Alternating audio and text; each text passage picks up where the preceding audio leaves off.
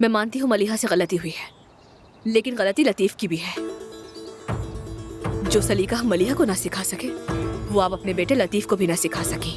जो हम मलिहा को ना समझा सके, वही बात आप लतीफ को भी ना समझा सकी। दोनों बराबर के कसूरवार हैं।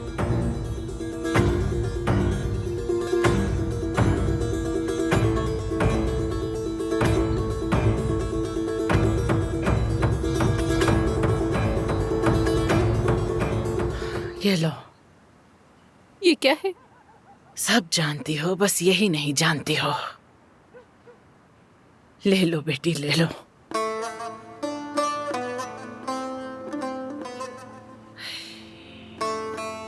अभी हमें इस बच्चे की जरूरत नहीं। लो ग्लास मुझे दे दो।